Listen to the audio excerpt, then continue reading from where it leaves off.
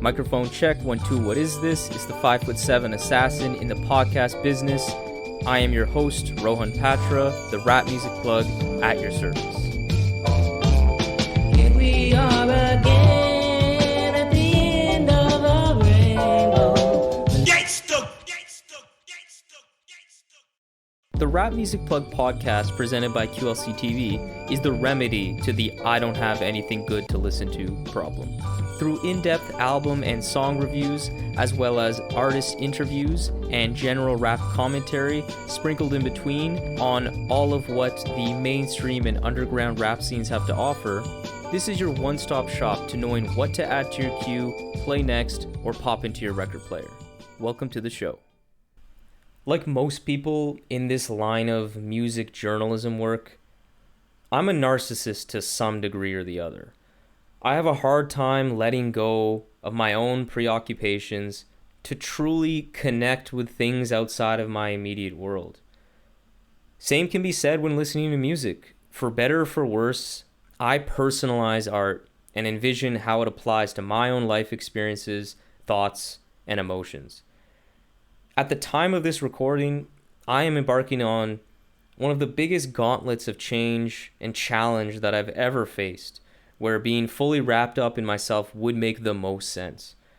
With an upcoming move, a ton of content to push out, and some other things I definitely will not mention publicly, I have never been so preoccupied with myself and what's going on in my life. Yet, listening to Aethiopes over this past month has been a revelation, because me, the person who notoriously personalizes everything I listen to, found a way to forget about me for 39 minutes and connect with something greater than just myself. As Woods has done many times in his career, he linked up with one producer, Preservation, to create his latest album, Aethiopes. Billy Woods is a rapper who has been at the forefront of the underground for many years now, producing some of the best, most forward-thinking hip-hop, full stop. Most notably, his recent contributions of excellence were Brass with Moormother, Haram with The Alchemist, created alongside his partner in crime Elucid as Arm & Hammer, and Preservation is a New York producer / DJ who is best known for his work as Yassine Bey's touring DJ, his beats on The Ecstatic, his remix album that is fantastic, The Re-Ecstatic, and his previous placements with Woods himself, along with his excellent 2020 record, Eastern Medicine, Western Illness. So I want to start there with Preservation. His staple is sourcing samples from across the world, and so there was really no better musical fit than to team up with Woods for what he was envisioning with Aethiopes. Simply put, this album is a musical feat that should be revered by all. Preservation outdid himself. He picked great samples, made great beats, but it's how he combined all of these different elements into a seamlessly flowing album and how fitting it ended up being for the subject matter that Woods brought to this album that I think really elevates Preservation's contributions to this album to another level. Preservation's beats feel like they are alive, like they can morph and evolve into something else without warning or notice, never confined to traditional musical structures. His beats feel like zooming into something through a magnifying glass and seeing an entirely new world of detail in such a small area. That's what Prez does with his sampling. He zooms into few very small pieces of source material and arranges them in such a way that it creates an entirely new and full musical world that you can just get lost in, yet is simultaneously often very minimalistic too. All of these sounds are channeled through a laser-focused musical vision that removes any chance of a sound sounding out of place or a beat feeling like it just lacked identity. Prez showed that he knew exactly when to push the experimental envelope on gems like 9X and Harlem that were truly brilliant, with transitions between songs being handled as expertly as I've ever heard since, funny enough, Woods and Elucid's collaboration with The Alchemist on Haram. There is a earthy, worn-in nature to Preservation's beats on this album that is just so inescapable to me. The Ethiopian jazz and general global nature of the musical palette on Aethiopes is just so wonderfully rich. The intro's concluding moments with its horns and sax, I don't know which one that is, but either way, whatever that brass instrument is, it comes in so abrasively and really shined and was a sign of what was to come. Wharves and Sauvage are perfect beats and showcase that Prez is staying in that bag that he was on in Eastern medicine and brass, with those vast array of shakers and tambourines and unique percussion choices that are littered throughout this album that are absolutely great. And I feel overall they provide the optimal backdrop for a rapper like Woods. Because although the noisy and abrasive History Will Absolve Me is a classic in my eyes, instrumentally, it was ultimately just a collection of exceptionally well executed noisy beats. However, generally speaking, Woods sounds more at home over beats that are a little more minimal or atmospheric heavy, or just something that gives him more space to allow him to really breathe and do his thing on a track. Additionally, one thing I really loved on Aethiopes is that Prez consistently cultivated tension, picking the right moments to really evoke a strong emotional response in the listener. The production brought a tense and climactic spiritual flavor to Woods' existential exploration of blackness on this album. The crushing lyrical content on songs like No Hard Feelings, Smith and Cross, Remorseless are all turned up to 11, since these instrumentals truly feel like they're soaked in a tub of human sorrow. No Hard Feelings sounds like a psychedelic funeral. I don't know what instrument is playing as the main melodic sample on this song, but it is striking. It feels like the soundtrack to discovering a grave, tragic atrocity of some sorts. Smith and Cross sounds like an epic send-off to a movie where the bad guys won. I can't say enough about how Preservation complemented the pictures Woods was painting on Aethiopes. The production that sourced sounds that span across the globe is not just beautifully engaging from a pure music perspective, but it mirrors the similarly global experience of blackness that Woods explores in his lyrics throughout this album. A consistent element of Woods' lyricism throughout the years that has always captivated me is the elusiveness. What I mean by that is within his songs, there can be multiple different narratives and metaphors or imagery stacked up against each other, side by side, unfolding before our very eyes, to where one given song can be speaking to multiple different things, all in a valid and coherent way. Specifically on Aethiopes, I feel this elusiveness is leveraged to a very high degree, where the elusiveness often allows Woods to say so much with little, which allows him to drive home one of the largest points I think Woods is trying to make with this album, as he tries to, and I believe successfully, connects different parts of the Black diaspora's experience on the globe historically to one another, meaning he takes parts of the Black experience that occur in 2022, as well as experiences and knowledge that would have come from the time in which the transatlantic slave trade was taking place.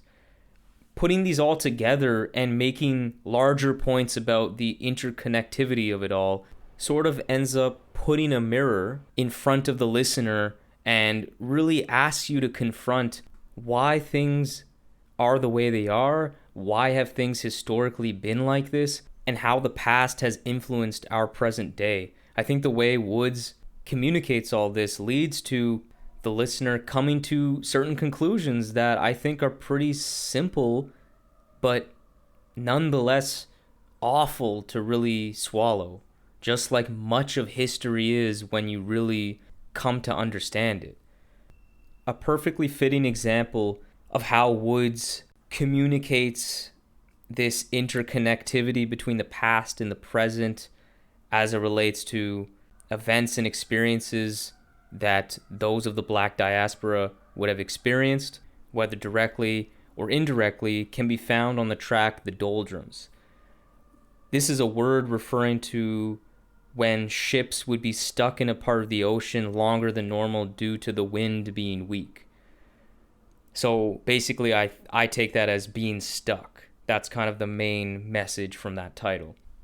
So on this song, Woods seemingly could be talking about the slave trade as well as he could be talking about the drug trade, due to the double meaning that can be derived from certain images that he puts forward in his lyrics. Throughout this track, there is this eerie exploration of time that I think comes up quite often that I find really powerful. Woods expands on this idea of trading time for drugs and how time flies when you call a person's bluff in the second verse. And then in the chorus, this concept of a dead man's shoes appears, which is a term used for being in a position where you can't progress in an organization until someone else above you, in your job, for example, dies. So you can then replace them. But for the time being that they exist, you're stuck. Again, you're stuck.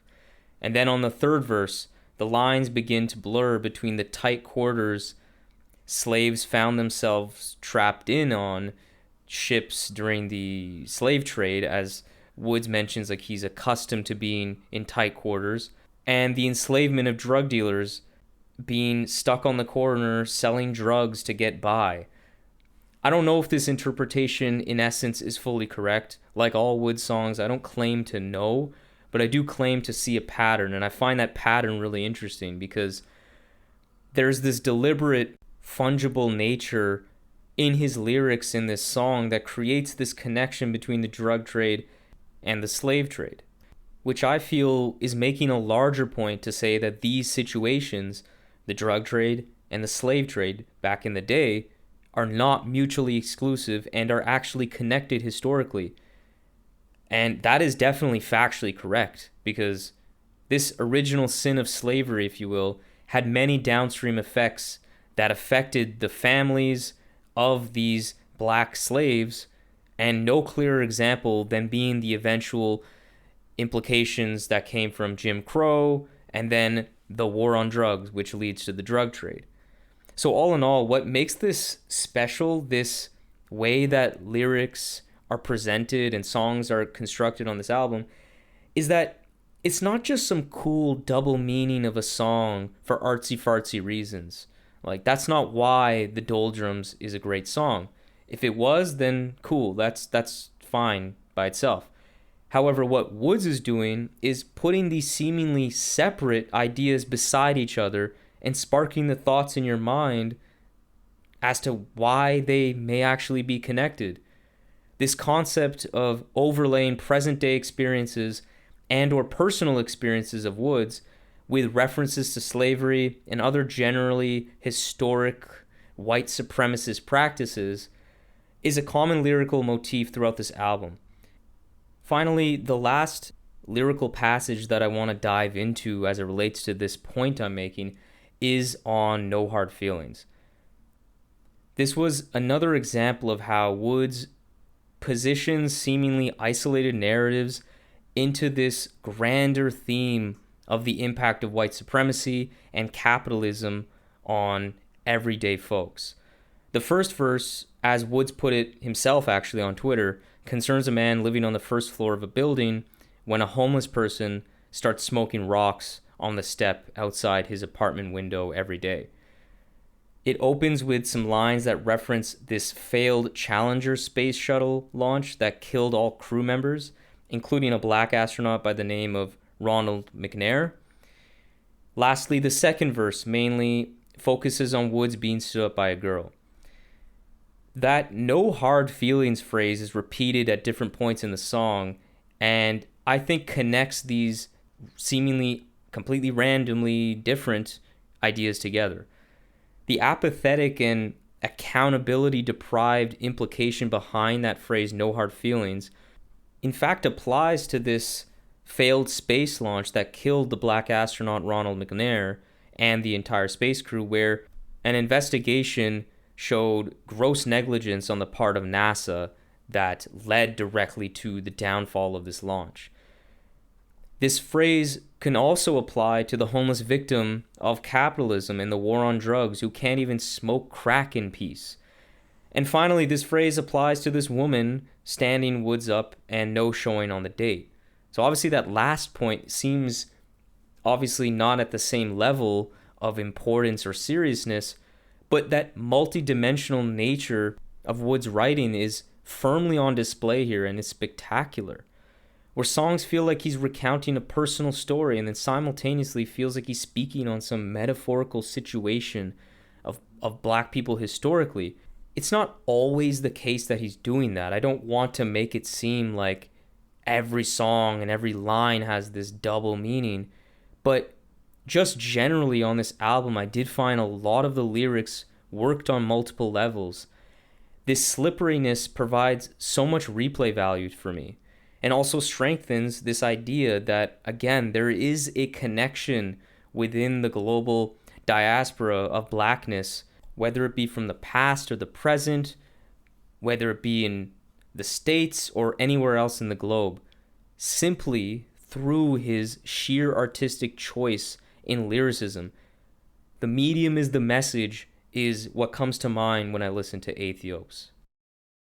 With this ever-shifting lyrical lens of Woods now in your mind, I want to shift our focus to the lyrical detail that Woods so consistently provides that I believe enables him to rap with such an otherwise challenging and strange lyrical approach.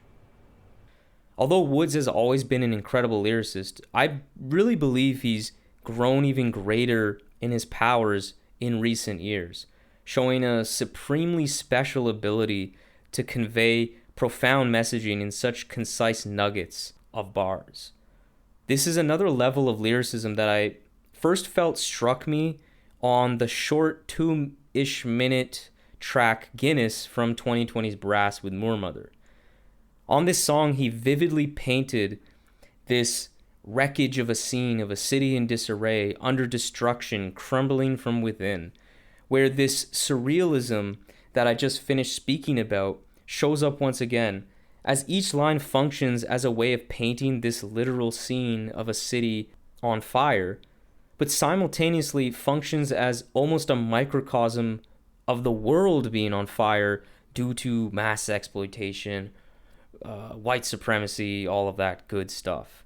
And just like it is in the case of Aethiopes, it's the remarkable word choices and ways he forms his lines that turns a track that could sound potentially too bare and inconsequential in the hands of a lesser writer into something that feels profoundly sad.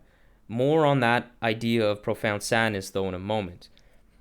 All of this is made possible by the incredible lyrical picture painting that Woods has seemingly perfected at this point in his career. These marvelous lyrical details are abundant as can be on Aethiopes, like on Smith and Cross, where he raps, "Speak sepia tones, everyone I know is gone." That so perfectly encapsulates not only the fact that everyone he knows has passed away, but that he's nostalgic for it in the use of sepia tones in that first part of that line.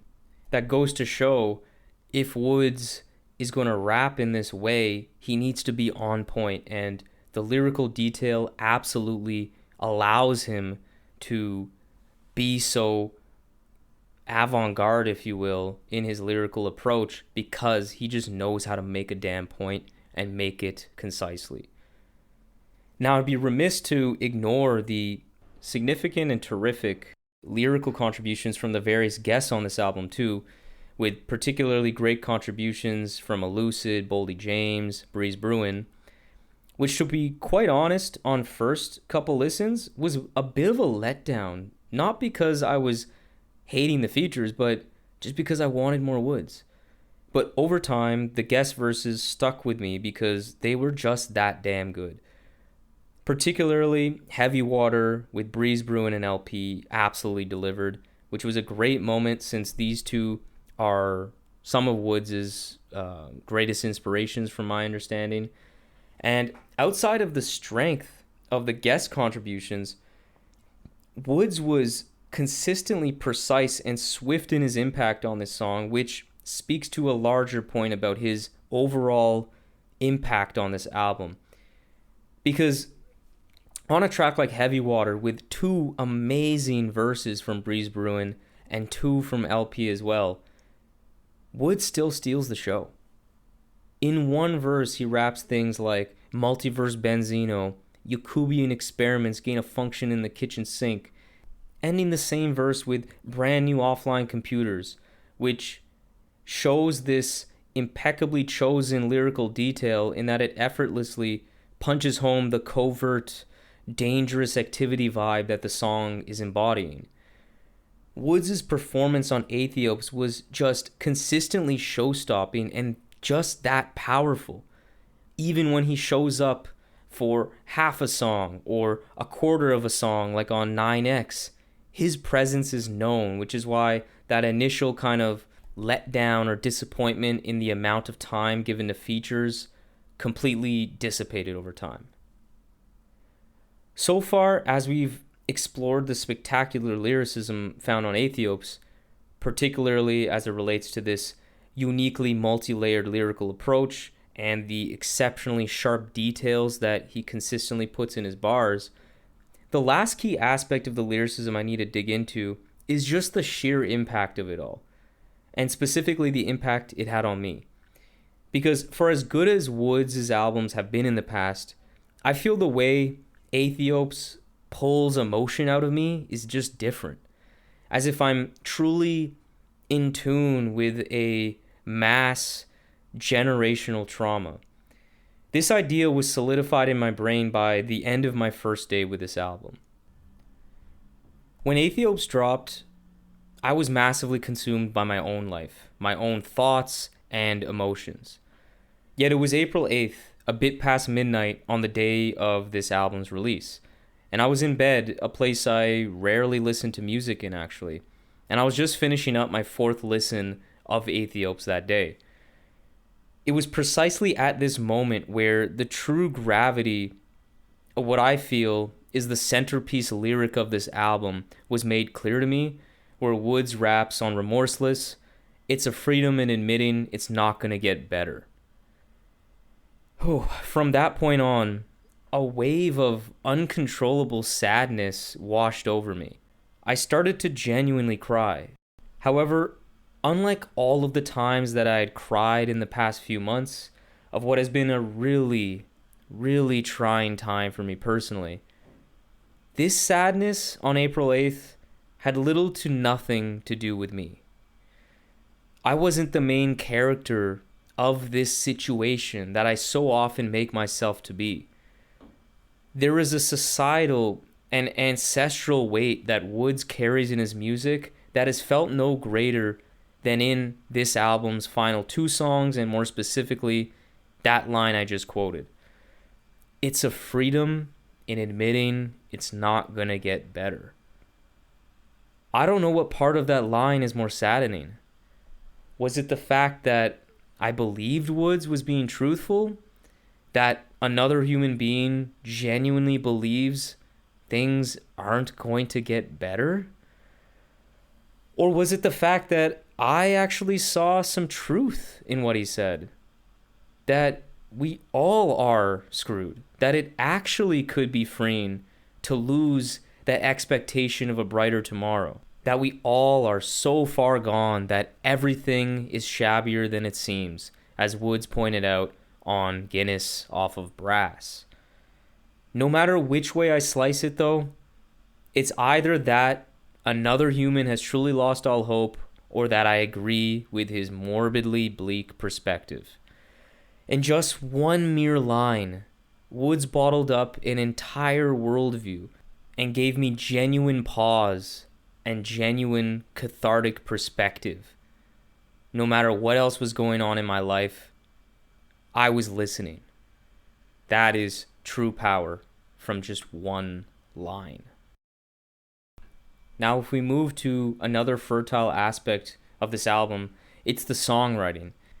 There's an extra level of careful craft and care that is so clear on Aethiopes, evidenced by Wood stating that the skits used in this album were so close to his heart that he had spent almost 20 years trying to work to secure the source material from this 1970s Nigerian movie, Kongi's Harvest.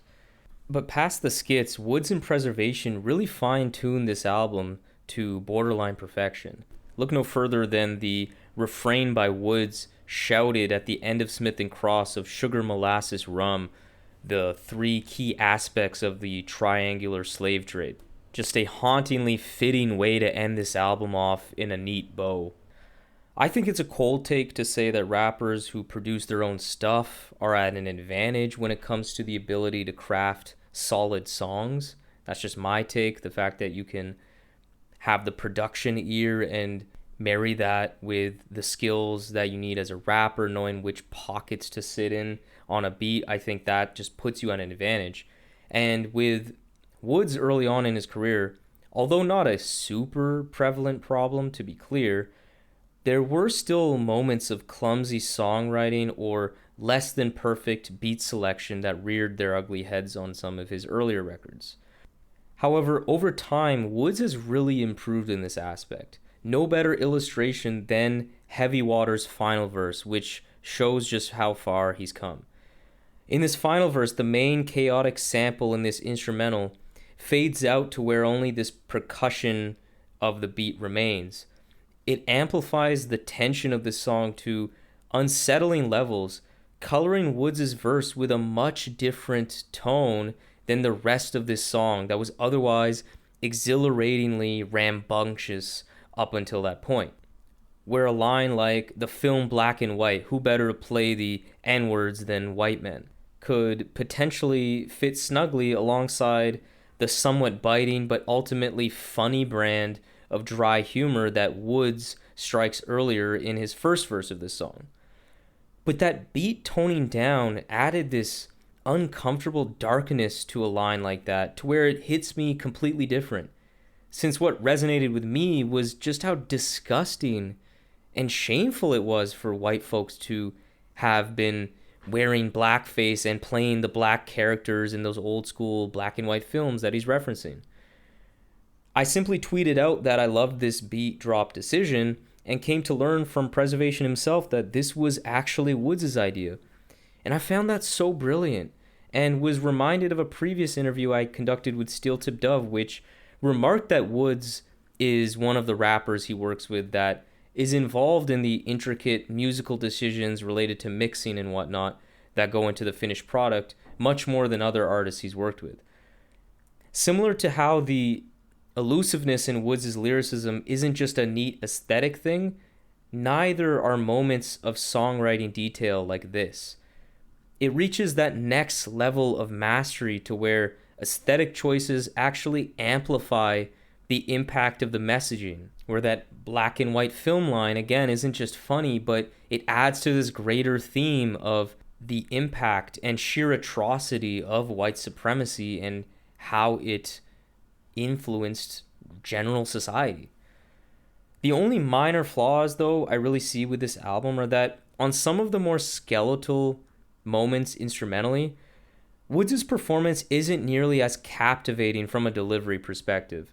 Some of the more bare bones beats don't give him enough to work off of, particularly on songs like The Doldrums. Because Woods is a rapper that plays off the beat a lot more than I think people acknowledge. So when an instrumental doesn't have a particularly ear-grabbing rhythm or melody, I find Woods' flow and mic presence just feels a little less special, which is notable because there are nuances in his delivery that really help his music pop. You can see, for instance, how Woods feeds off of the fast-paced chaos of the Heavy Water beat, where he shows off this innate ability to find the pocket in a beat to completely steal any and all attention on this song, starting off with that multiverse Benzino line, then slowly increasing the speed of his flow as the first verse progresses, illustrates exactly what I mean. Or on Smith and Cross, where He really indulges into his spoken word-esque type flows that he often goes in, with the constant repetition of certain lines over that heart-wrenchingly soulful and sad beat from Preservation that allows Woods to lean into this side of his flow bag, if you will, with such power and such conviction. It sounds so perfectly fitting. The last minor critique is that beats like the Doldrums, Versailles, they aren't bad by any means. They're still quite good, but they're just not at all on the level of the rest of these beats that I think are so much more rich musically and engaging. But that's all I got for you really in terms of minor critiques, because Aethiopes is marvelous if you couldn't tell from my very long review up until now. Like all Woods records, Aethiopes is cerebral and instructive in how the world's current state of affairs occurs. But it's this palpable pain and aching tenderness in these beats and in Woods' lyricism that makes this album feel truly special, even amongst Woods' already revered catalog. I know I said it about the other two records I reviewed on this podcast from Woods in Brass and Hram, but this is another personal classic to me. Sue me. Sorry that I like music that makes me feel and gives me knowledge and makes me feel like I learned something. Like, damn, I never did as much Google searching and thesaurus diving for a review than I did with this one. An album like Aethiopes is fertile ground for listeners like me who love when art can command their attention and communicate so clearly amidst being a part of a general society that does nothing but try to distract you, indoctrinate you, and sedate you. Aethiopes and the music of artists like Billy Woods is the polar opposite. So much so that even an album that can make you feel hopeless, deeply sad, is cathartically invigorating for the simple fact that it feels painfully human. For all the complimentary things one can throw at a Billy Woods, I think the one that is most important to me is that he conveys humanity in a way that I don't think ever has been done so concretely in music. To where complex experiences that have affected many of us, or like me, sometimes the music is talking about things that has never affected me. It all feels broken down in a way that doesn't feel highly academic or pretentious, something that can't be said for other modern day socio-political talk, where the art boils down life to its raw brass tacks, carving out little nuggets of inescapable truth in a seemingly benign narrative that is somewhat relatable, even if us as the listeners have never experienced what he's even describing. I believe that's what makes the music of Billy Woods so fundamentally powerful. He's a regular dude.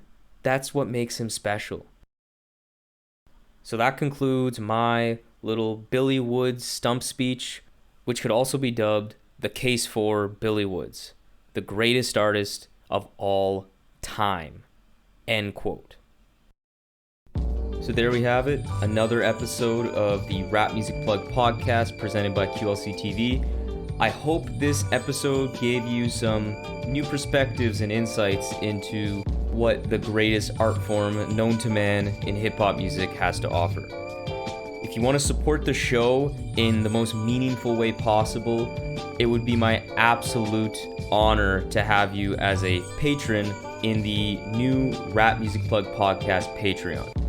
Through this Patreon, you will be getting exclusive content such as bonus episodes, exclusive album recommendations, exclusive playlists, early access to episodes, and more. And above all, though, you will be able to support the show directly in a way that will not only justify the crazy amount of time I spend on this show already, but allow me to cover some of the expenses related to supporting all of these great artists that we cover on the show through the website, and will allow us to sustain and build on this amazing growth that the RMPP has experienced recently. Big shout out to Dano of Free Music Empire, Levi, Mahima, Jeff, Mitch, Dash Lewis, Pancake Cleaner, Trey, Noah, Justin, Brandon, Joe, Gavin, Matt, Teddy Faley, Jackson, Fatman Toom, and Khalid for your generous support through the Patreon. I really appreciate it. So if you have any questions about any of the Patreon stuff, or just want to keep tabs on the show, interact with me on rap music and all the great stuff that we can talk about, follow me on Twitter and Instagram at rapmusicplugpod, or shoot me an email at qlctv.podcast@gmail.com. You can also rate and review the show on Apple Podcasts and subscribe on YouTube and Spotify as well. But that's enough self-promotion for this episode. I hope you enjoyed it. Peace.